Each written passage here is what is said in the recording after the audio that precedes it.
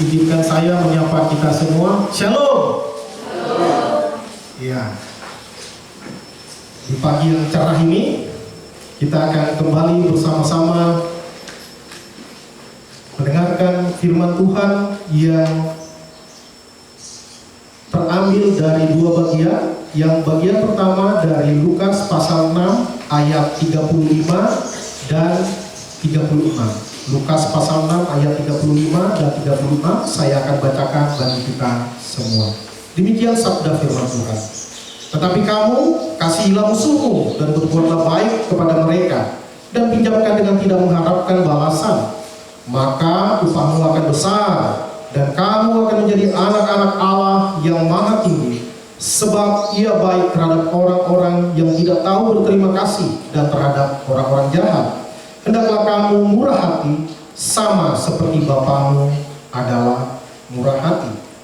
Bagian yang kedua dari Lukas pasal 10 ayat 30 sampai ayat 37. Lukas pasal 10 ayat 30 sampai ayat 37 saya kembali bacakan bagi kita semua. Jawab Yesus, adalah seorang yang turun dari Yerusalem ke Yeriko. Ia jatuh ke tangan penyamun-penyamun yang bukan saja merampoknya habis-habisan, tetapi yang juga memukulnya, dan yang sesudah itu pergi meninggalkannya setengah mati. Kebetulan ada seorang imam turun melalui jalan itu. Ia melihat orang itu, tetapi ia melewatinya dari seberang jalan. Demikian juga seorang Lewi datang ke tempat itu. Ketika ia melihat orang itu, ia melewatinya dari seberang jalan. Lalu datang seorang Samaria yang sedang dalam perjalanan ke tempat itu, dan ketika ia melihat orang itu, tergeraklah hatinya oleh belas kasihan.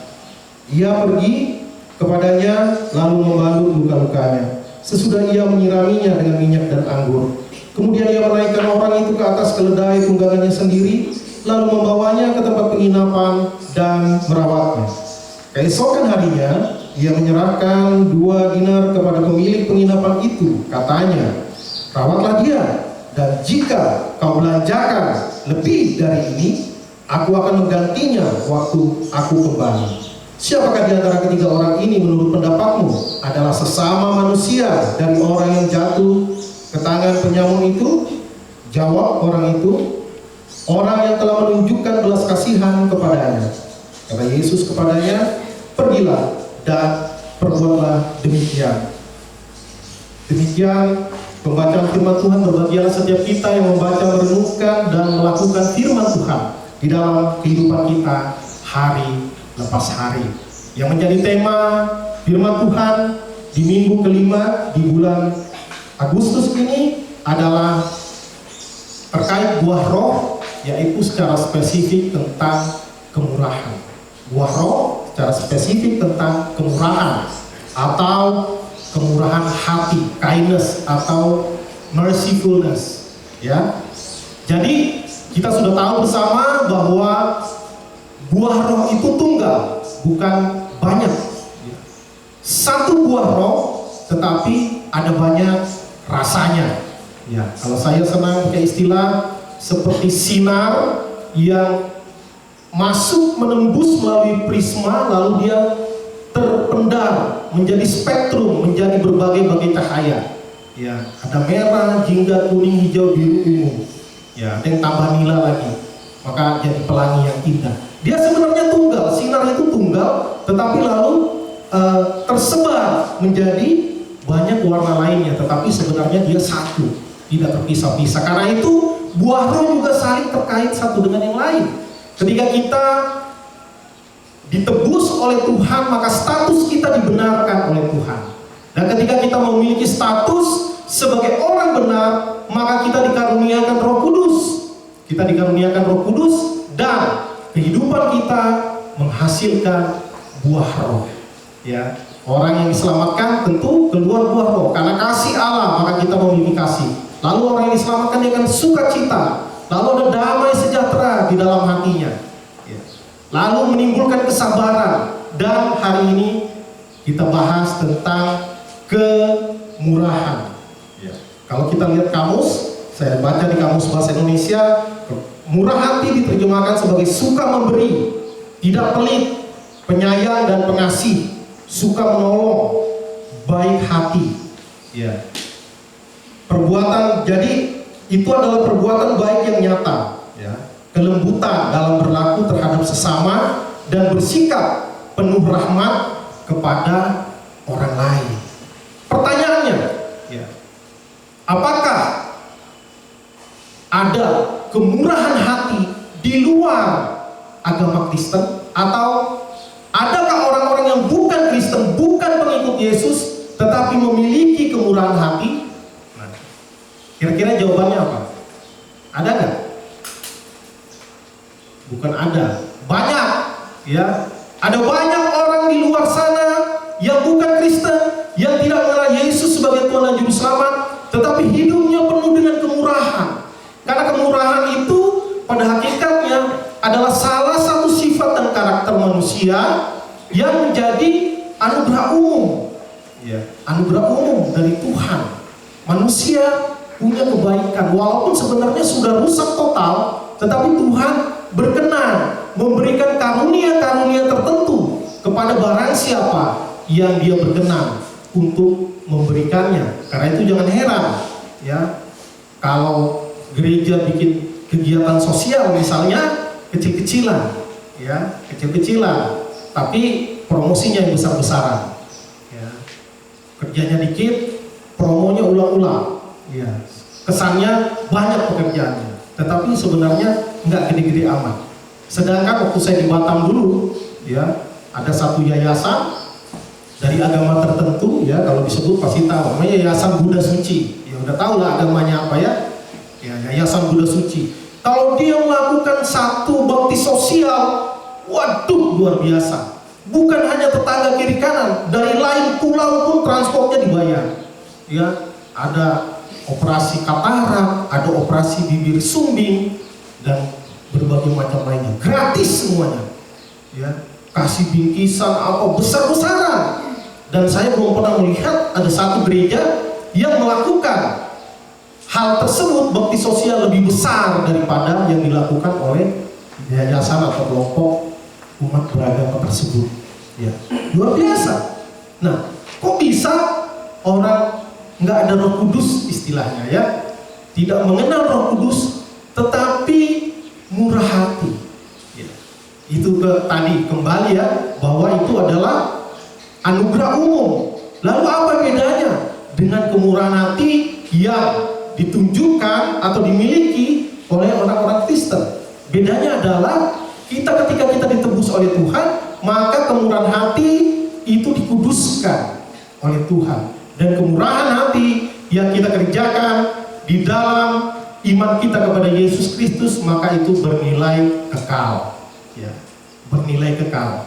Saya pernah sampaikan beberapa waktu lalu bahwa jika tidak didasari oleh kebenaran yang benar-benar benar, maka kesalehan adalah kesalahan, ya.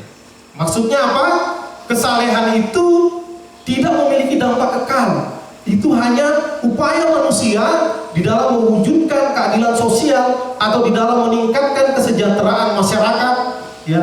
Maka bisa orang bermurah hati, tetapi itu tidak bernilai kekal, ya. Karena itu segala kebajikan, kemurahan, kebaikan hati kita harus dilandaskan, didasarkan oleh iman kepada Yesus Kristus. Dan siapakah sumber kemurahan hati itu? Tentu hanya satu. Kemurahan hati yang sejati berasal dari Tuhan, dikaruniakan sebagai buah roh kepada setiap orang yang hidupnya dipimpin oleh roh, ya. Jadi kemurahan hati itu adalah common grace, adalah anugerah umum yang diberikan kepada orang, ya. Karena itu jangan heran, seringkali negara-negara yang mengaku tidak beragama atau bebas penduduknya untuk tidak beragama, ya, kita bilang ateis, komunis, ya. Itu kalau orang Indonesia dengar kata ateis, komunis kayaknya benci kali, ya. Padahal seringkali mereka tatanan sosialnya lebih baik lebih adil, lebih berkeadilan, lebih menyejahterakan daripada negara-negara yang mengaku begitu religius. Ya, salah satunya negara kita. Tidak boleh ada yang tidak beragama di Indonesia.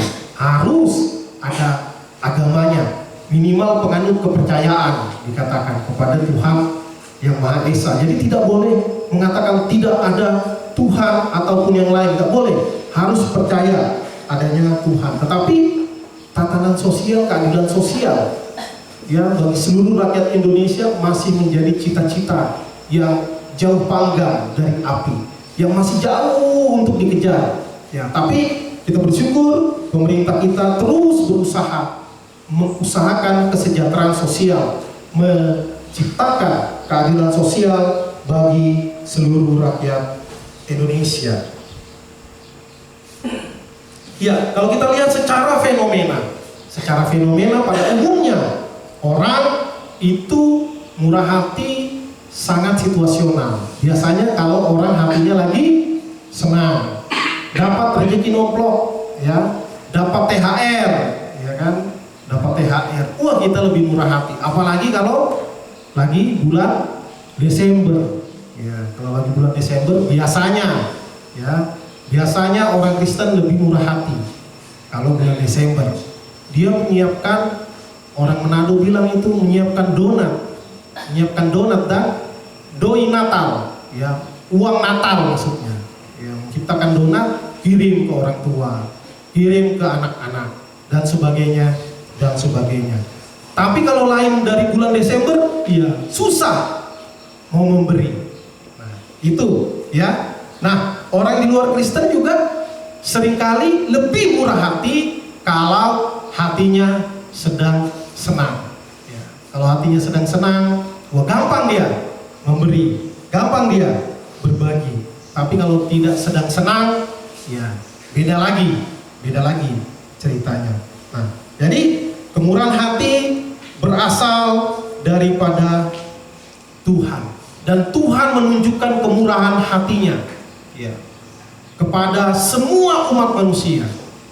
Ya, Tuhan menurunkan hujan kepada orang baik, namun juga kepada orang jahat. Tuhan memberikan hangatnya sinar matahari bukan hanya kepada orang-orang Kristen, tetapi kepada semua umat yang lain juga, termasuk bagi mereka yang tidak percaya bahwa Tuhan itu ada. Tuhan tetap memberikan hangatnya mentari dan juga segarnya air hujan. Itu semua diberikan, ya. Tetapi orang-orang percaya, orang-orang Kristen diberikan anugerah khusus. Nah, Tuhan sudah menunjukkan kemurahannya. Bukti kemurahan Tuhan adalah, ini terkait juga dengan kasih Tuhan, bahwa Dia bermurah hati untuk tidak memperhitungkan dosa kita dengan seadil-adilnya. Ya, kalau Tuhan memperhitungkan dosa kita seadil-adilnya, maka kita semua nggak ada harapan.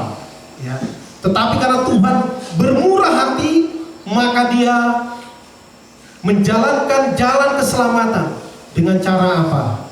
Putranya menyerahkan dirinya menjadi korban di kayu salib, mati dan bangkit untuk menebus dosa kita dan memberikan kita jalan keselamatan. Itu adalah bukti dari kemurahan hati Tuhan kepada umat pilihannya yang sudah ditetapkannya sebelum permulaan zaman. Jadi secara logika, orang-orang yang mengalami kemurahan Tuhan, mereka itulah yang bisa dengan sadar, dengan dasar yang benar, mereka juga bisa bermurah hati kepada sesamanya. Ya. Jadi kalau kita bermurah hati, harus benar motivasinya. Jangan sampai nanti kesalehan kita tidak bernilai kekal. Jangan sampai kemurahan kita malah menjadi kemarahan Tuhan. Ya. Kemurahan kita jadi kemarahan Tuhan. Atau jangan sampai kemurahan kita menjadi kemurahan yang murahan. Ya. Kemurahan yang murahan yang tidak berharga di hadapan Tuhan. Karena apa? Karena kita murah hati hanya untuk show off, hanya untuk pamer bahwa kita itu supaya menimbulkan kesan yang baik dari orang lain. Wah, dia itu murah hati loh, ya, suka jajanin cilok misalnya. Nah, atau ada orang yang murah hati kalau dipuji-puji dulu, ya, diangkat-angkat, diagung-agungkan istilahnya, maka gampang dia menjadi murah hati, ya, karena ada sebabnya.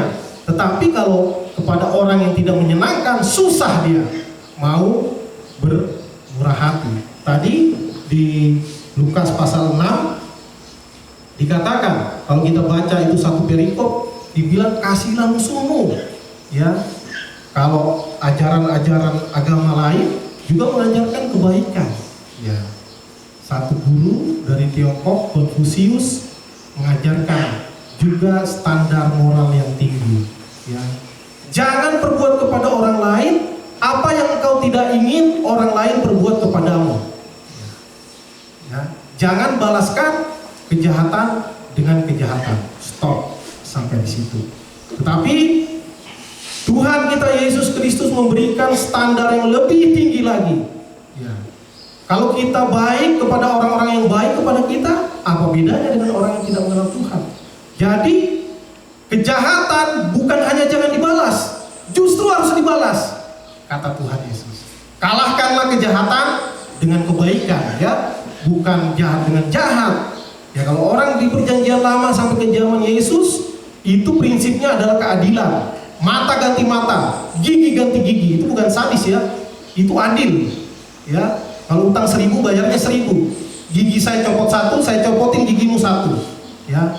Tapi kalau diberlakukan gigi ganti gigi, maka kita pada ompong semuanya nanti, ya kan? Karena apa? Ya itu standarnya, yaitu harus adil, 1 ganti 1, ya. Kalau keinjek saya injek lagi, ya. Itu adil, ya. Baru satu sama, ya. Tapi Tuhan mengajarkan bukan hanya jangan dibalas kejahatan, jangan diamkan kejahatan, tapi lawan kejahatan dengan kebaikan. Bahkan dikatakan itu seperti menumpukan bara api di atas kepalanya, ya.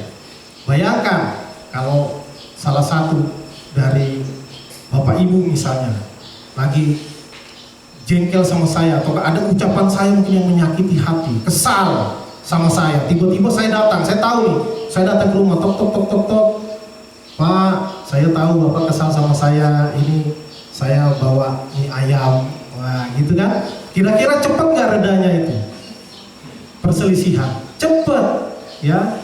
Jadi kita harus saling mendahului untuk menyelesaikan masalah. Itu juga bukti dari kemurah hatian, ya. Ada 2 istilah yang umum disebutkan di dunia ini, lah ini istilah dari bahasa Inggris, ya. Ada 2 sebutan tentang murah hati. Yang pertama itu filantropis. Mungkin sebagian kita pernah dengar, sebagian belum pernah dengar. Apa itu filantropis?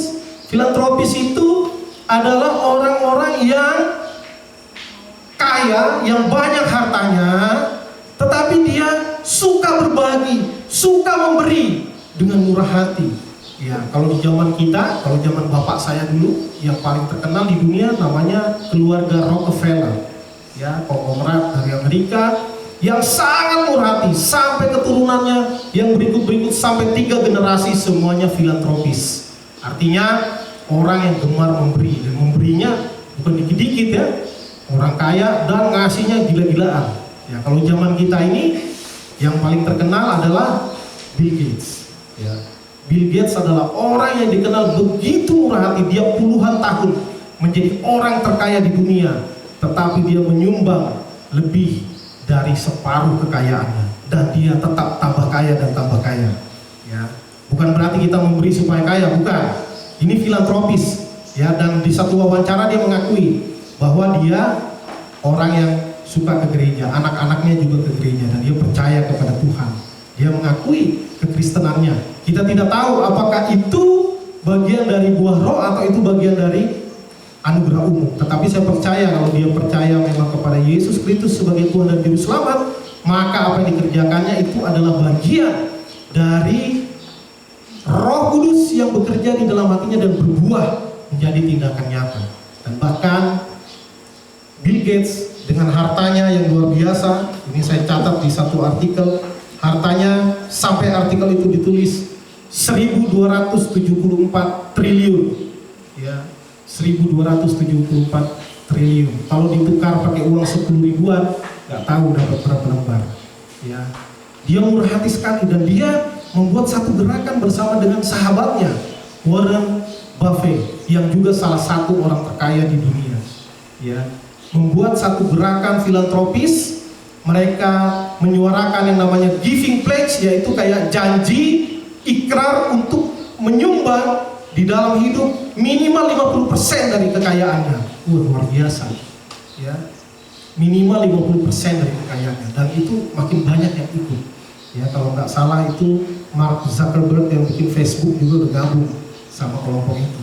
Ya, begitu sosial, dan bahkan Bill Gates nggak lagi jadi CEO-nya Microsoft, ya, yang memproduksi software, yang memproduksi semua yang ada di laptop kita itu ada produknya Bill Gates semua di seluruh dunia dipakai. Dia nggak lagi aktif mengerjakan itu, dia hanya aktif mengerjakan kegiatan-kegiatan sosial, penelitian tentang penyakit, tentang apa gitu, termasuk untuk menemukan vaksin corona. Dia juga bantu triliunan rupiah, ya bukan ke Indonesia lah, mungkin kemana-mana, ya. Jadi banyak sekali, luar biasa, murah hati, ya, itu. Dan uniknya, waktu saya dulu pernah baca satu artikel juga, perusahaan-perusahaan yang suka juga memberikan CSR dengan murah hati, ya, uniknya perusahaan itu tambah lama tambah besar, ya, bukan tambah miskin. Karena itu di firman Tuhan juga sebenarnya ada, ya, ada orang yang suka memberi tetapi semakin berkelimpahan, tetapi ada orang yang susah memberi tetapi selalu berkekurangan. Ya, ini bingung ini kalau secara ilmu akuntansi nggak bisa dijelaskan, ya, nggak bisa dijelaskan. Karena kita selalu taunya hemat pangkal kaya. Kalau mau kaya jangan suka memberi. Kalau suka memberi nggak kaya-kaya, ya kan? Tetapi nyatanya ada yang seperti itu. Orang yang memberi dengan murah hati ternyata hidupnya tidak berkekurangan. Ya, karena memberi itu selalu di atas, nggak pernah di bawah.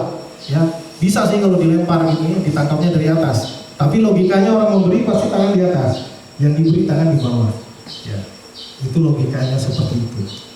Nah, filantropis ini memberi dari kelimpahannya dan dia tetap kaya setelah memberi. Tapi ada yang kedua lagi, yang lebih dalam lagi, yaitu istilahnya adalah altruis. Ya, ini bahasa Inggris diterjemahkan juga ke bahasa Indonesia. Altruis itu lebih dalam lagi, dia memberikan sampai bisa-bisa dia bangkrut. Ya, sampai bisa-bisa dia bangkrut.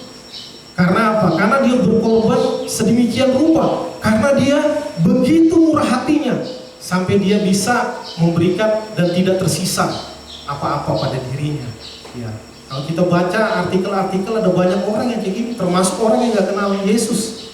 Ya, satu kali saya baca, lupa saya di Detik.com atau di mana gitu, di salah satu portal berita online, itu bagaimana seorang bapak-bapak yang dia pekerjaannya begitu rendah, dia orang susah, tapi dia menabung, setelah dia tua, uangnya dia sumbang untuk pendidikan. Gitu. Di banyak negara kayak gitu, di Amerika juga ada gitu. Seorang ibu kulit hitam tukang cuci, dia mencuci, dia nggak sekolah, lalu dia sambil dari tukang cucinya itu ya gajinya nggak mungkin besar kali ya. Dia tabung-tabung, setelah dia umur 80 dia sumbang ke satu institusi pendidikan di universitas di salah satu daerah di Amerika, ya. Dan dia sumbangkan seluruh hartanya, $150.000 tabungannya seumur hidupnya, dan dia nggak punya apa-apa. Ketika diwawancara ternyata dia nggak punya apa-apa, dia cuma punya satu baju bagus untuk ke gereja setiap minggu, bajunya itu doang. Ya. Dia memberi sampai nggak ada lagi apa-apa padanya. Nah, itu adalah seorang altruis. Nah, itu bawaan orang itu. Tetapi orang Kristen justru seharusnya tidak boleh kalah, ya, tidak boleh kalah. Bukan karena mau menang-menangan ya, tapi orang Kristen yang sudah diubahkan hidupnya, ditransformasi oleh Roh Kudus, seharusnya nampak di dalam hidupnya sehari-hari ada yang namanya buah roh. Dan salah satu tandanya adalah kemurahan Ya. Kalau kita belajar dari dua bagian firman Tuhan ini, setidaknya ada 3 hal yang ingin saya bagikan mengenai ciri-ciri orang yang memiliki kemurahan hati.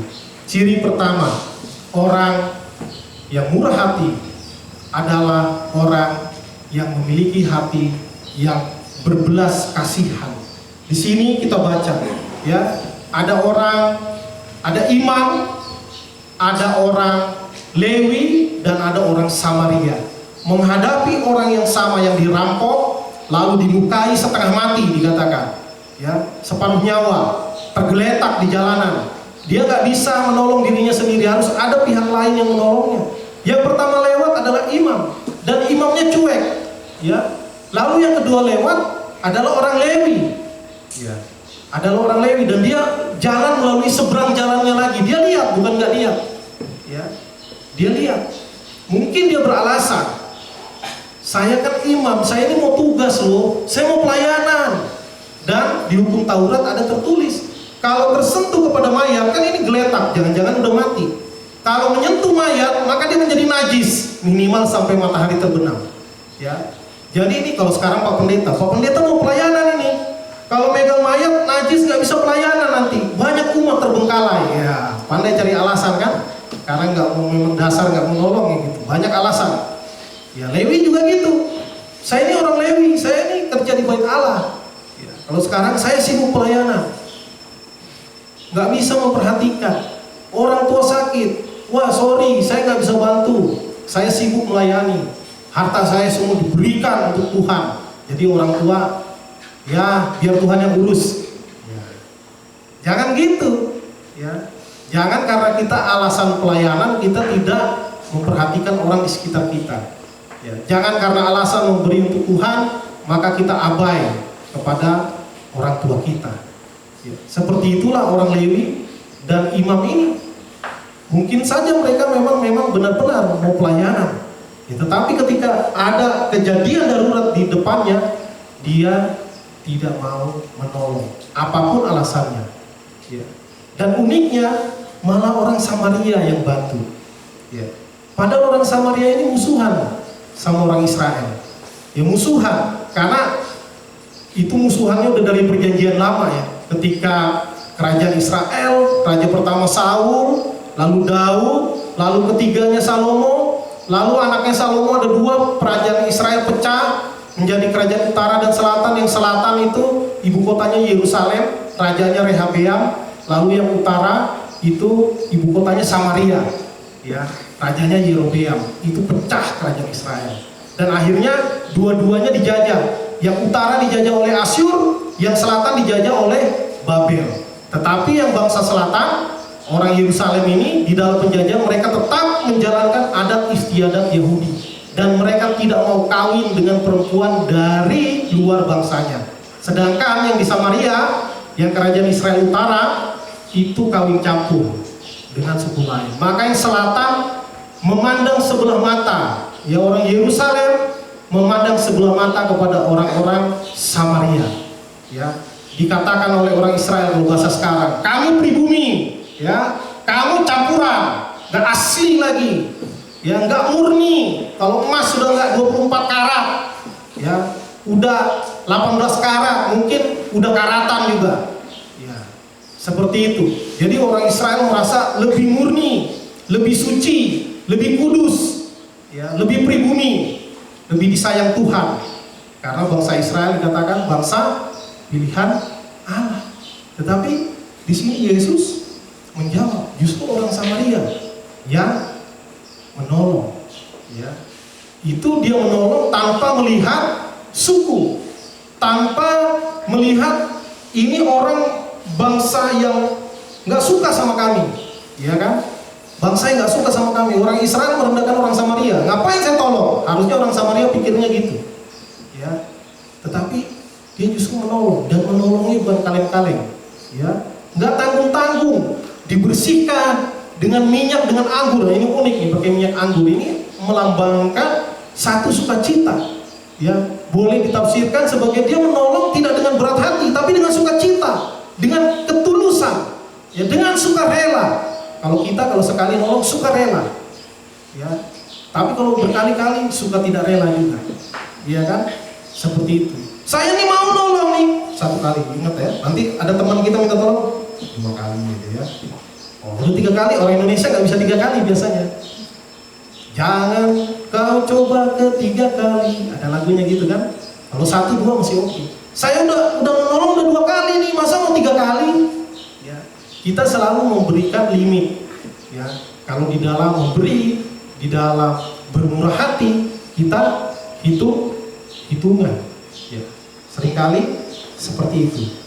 Ya, jadi orang Samaria tergerak oleh belas kasihan.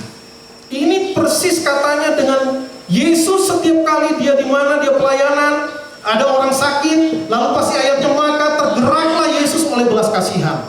Ketika ada orang kerasukan, tergeraklah Yesus oleh belas kasihan. Ketika orang kelaparan, 5.000 orang laki-laki, belum istrinya, belum anaknya, belum keponakannya, nggak tahu berapa puluh ribu orang itu, atau belas ribu orang, ya, belum makan semua, maka tergeraklah hati Yesus oleh belas kasihan. Nah, mungkin ini imam sama orang Lewi bilang, saya juga tergerak, masalahnya dia nggak bergerak, ya. Jadi jangan cuma tergerak, habis tergerak harus bergerak, ya. Jangan cuma tergerak aja. Kadang kita itu berbelas kasih orang Indonesia itu, atau kita lah, saya juga dong, ya. Paling suka, paling gampang berbelas kasihan, tapi ngomong doang.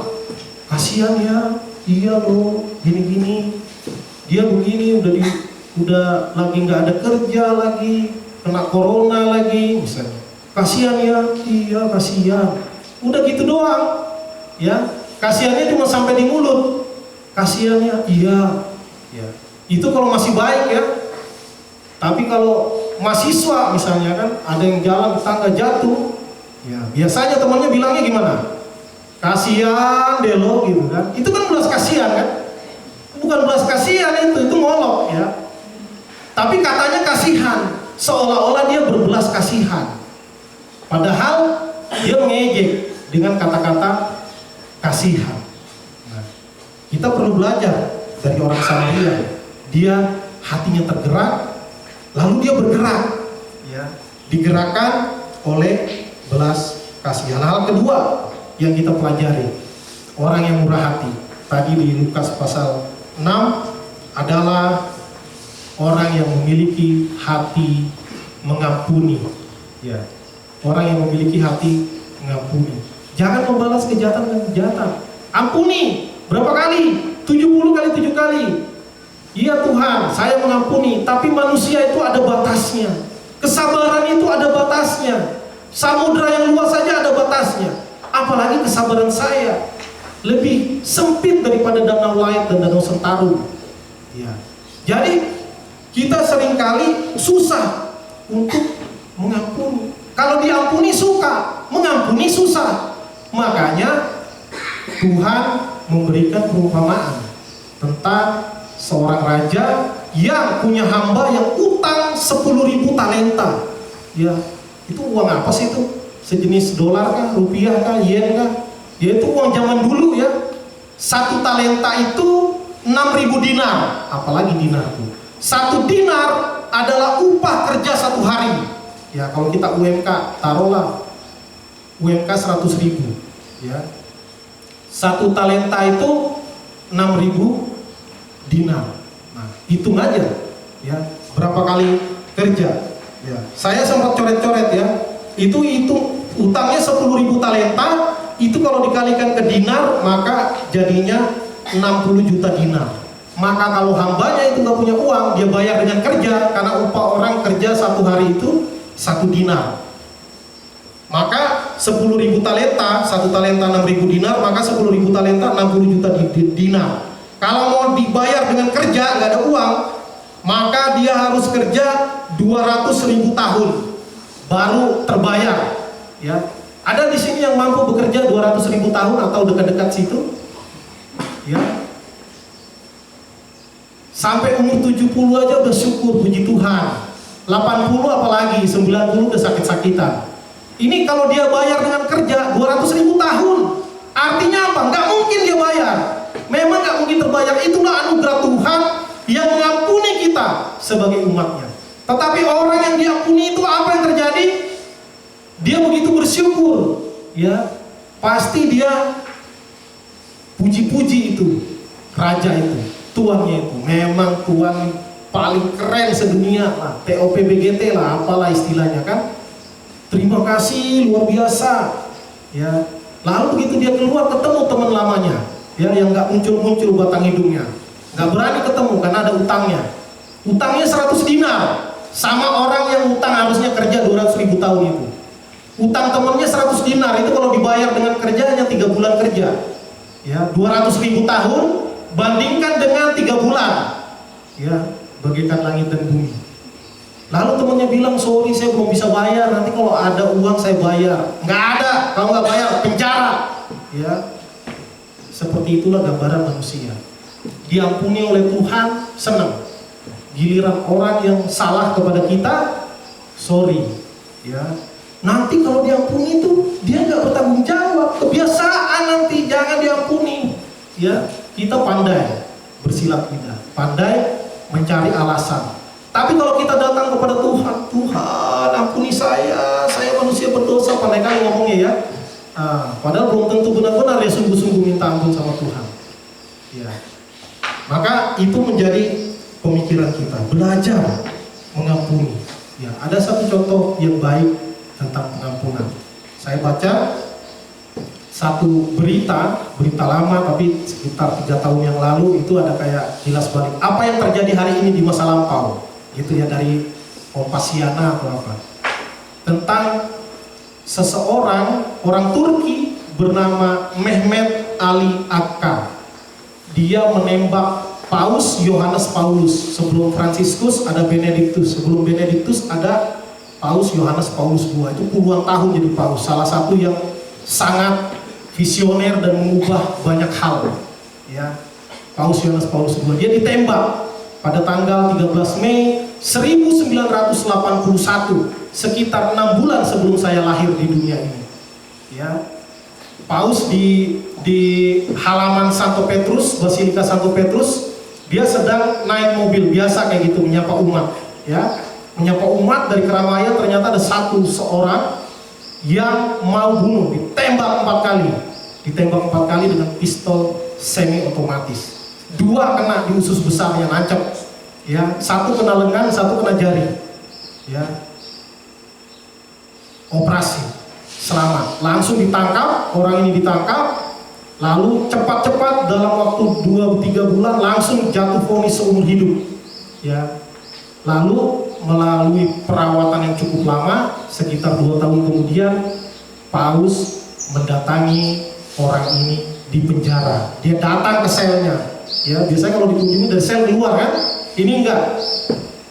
Paus Yohanes Paulus II datang ke selnya, lalu bilang, saudara, saya memaafkanmu, saya mengampunimu, ya. Konon kabarnya orang itu begitu tersentuh hatinya, ya. Dan tahun 2000 Paus ini masih jadi paus dia waktu itu, dia mengajukan pengampunan untuk orang ini kepada Presiden Italia. Lalu akhirnya dia dikeluarkan melalui gerasi, lalu diekstradisi ke Turki, dan di Turki dia dipenjara lagi 10 tahun, ya. Lalu dia keluar, dan ketika dipenjara 10 tahun itulah dia percaya kepada Yesus, ya. Dia memeluk iman Katolik sama dengan Paus, ya. Lalu ketika Paus Yohanes Paulus II meninggal tahun 2014, dia pertama kali orang ini datang ke Roma menaburkan bunga mawar putih di pusara Paus Yohanes Paulus II. Luar biasa, ya. Itu bagaimana bisa dia percaya? Saya yakin salah satunya karena pengampunan yang tulus dari seseorang yang wajar kalau dia marah, mau ditembak mati loh. Itu bukan nembak supaya dia dioperasi, enggak, mau nembak mati. Cuman mungkin dia kurang canggih nembaknya, nggak kena kepala, kena usus, ya. Lalu karena pengampunan, maka yang nembak ini bukan cuma punya rasa bersalah, dia bingung, kok ada orang kayak gini ya ditembak, kok dia datang-datang langsung mengampuni. enak benar. Ya, itu ciri-ciri orang yang sudah merasakan, menghayati dan menikmati dan hidup di dalam pengampunan Tuhan. Maka dia murah hati, gampang mengampuni. Karena itu Tuhan Yesus mengatakan ketika ditanya, "Guru, berapa kali kami harus mengampuni?" 7 kali. Ya, Tuhan bilang apa? 70 kali 7 kali, dikali lagi, bukan 70 kali 7. Kalau 70 kali 7 490, tapi digantung lagi kali katanya. Kali berapa ya? Maksudnya tak terbatas. Maksudnya seperti itu. Nah, harus mengalami kasih Tuhan. Ya, bahkan rasul kasih aja, rasul kasih siapa? Rasul Yohanes. Ya, kenapa rasul kasih ngomongnya kasih mulu? Karena begitu besar kasih Allah. Lalu barang siapa ini bahkan dia tidak hidup di dalam kasih, harus hidup dalam kasih karena Allah adalah kasih, 1 Yohanes. Tapi sebelum dia mengalami transformasi, Yohanes itu gokil juga. Ya. Ketika pelayanan sama Yesus melewati Samaria, lalu orang Samaria tanya mau kemana? Mau ke Yerusalem. Mereka dari Galilea lewati Samaria mau ke Yerusalem. Ya, udah mau diajak makan. Mau kemana habis ini? Mau ke Yerusalem. Langsung orang Samaria nggak jadi kami ngajak makan. Ya, karena ingat ini orang Israel ini musuh nih, nggak bagus. Mereka pengen menyambut Yesus, tapi nggak suka mungkin sama murid-murid Yesus. Lalu emosi dong, ya kan? Lalu abang adik nih, Yakobus sama Yohanes bilang, "Tuhan, apakah Engkau mau supaya kami memanggil api dari langit untuk menghanguskan Samaria ini?" Wah, ini masih ada sifat kesombongan, ya. Sifat kesombongan, merasa orang Israel, gile guru gua ditolak, berani benar katanya. Mau saya panggilin ya api dari langit biar bakar itu, biar kita nyanyi setelah itu. Sekarang telah menjadi lautan api, jangan direbut kembali, biar binasa sama kayak Sodom dan Gomora. Ya. Lalu Tuhan bilang apa? Waduh, ini memang kalian itu Boanerges, anak petir artinya. Itulah Yakobus dan Yohanes. Padahal nanti jadi rasul kasih dia. Tapi sebelumnya dibilang anak petir. Ya, mungkin cocoknya nama jangan Yohanes, Gundala. Ya. Gundala putra petir. Itu cocoknya ya. Itu mungkin banyak yang nggak ngerti Gundala, yang agak-agak 40 tahun ke atas nggak ngerti ya. Tahunya mungkin yang lain, The Flash atau apa, Thor ya. Gundala itu pahlawan putra petir. Ya, pahlawan asli pribumi Indonesia. Ya, nggak ada lagi itu, cuma cerita doang. Ya kan? Nah, rasul kasih aja yang begitu kasarnya dulunya diubahkan oleh Tuhan akhirnya menjadi rasul kasih. Nah, bagaimana dengan kita? Mari kita murah hati, gampang memberi pengampunan, ya, gampang memberi pengampunan. Jangan sakit hati, jangan sampai orang yang bersalah, ya misalnya pembunuhan, yang membunuh di penjara. Keluarga yang dibunuh sakit hati, yang di penjara 15 tahun udah keluar, yang sakit hati dibawa sampai mati. Ya, sebenarnya yang terpenjara itu yang sakit hati itu, ya, yang sakit hati itu yang terpenjara. Kalau yang di penjara itu udah keluar selesai aja, dia udah tebus kesalahannya. Tapi orang yang terpenjara dengan sakit hati, dengan kekecewaan, dengan dendam, itu yang paling kasihan sebenarnya. Dia sedang terpenjara hatinya. Karena itu lepaskan pengampunan, kalau istilah sekarang kerennya, lepaskan pengampunan. Karena memang dendam itu pasti kita mau tahan, tapi harus dilepaskan. Nah, yang terakhir, orang yang murah hati adalah orang yang memiliki hati yang rela berkorban, seperti orang Samaria itu. Ya, dia udah obatin, dia bawa naik ke keledainya, dia bawa ke penginapan, dia rawat, dikasih minyak dan anggur, dibayar penginapannya. Dibilang pula kepada pemilik penginapan, ini uang lo dinar. Kalau kurang, nanti saya kembali lagi, saya bayar lagi kurangnya. Waduh, ini benar-benar gokil kalau istilah saya ya. Totalitas, ya, totalitas. Ini ciri-ciri seperti yang tadi, altruis. Dia tidak takut memberi. Ya. Kenapa? Karena dia memberi dengan sukacita. Dan saya yakin di cerita ini bahwa dia orang Samaria, tapi dia seorang Samaria yang percaya kepada Tuhan. Ya, jadi orang Samaria ini rela berkorban dalam segala aspek untuk menolong sesama. Ya. Jangan jauh-jauh. Kalau kita mikir, kalau gitu saya mau nunggu orang yang ketabrak mobil nggak baru saya tolong. Ya enggak lah. Ya. Oh ada itu kelaparan di Somalia, di Afrika. Ya nggak usah jauh-jauh. Ya lihat kiri kanan kita, siapa yang membutuhkan bantuan. Mungkinkah murid, orang tua murid kah? Atau mungkin keponakan kita kan? Walaupun mungkin dia menyebalkan, ya, tapi berilah dengan sukacita. Ya, 2 Korintus 9 ayat 7 mengatakan, hendaklah masing-masing orang memberi dengan kerelaan hatinya, jangan dengan sedih hati atau dengan paksaan, karena Allah mengasihi orang yang memberi dengan sukacita. Kalau ada pengemis miskin, misalnya yang lapar dan haus sudah 2 hari 2 malam nggak makan, datang ke rumah kita, tok, tolong kasih saya minum dan makan. Ya.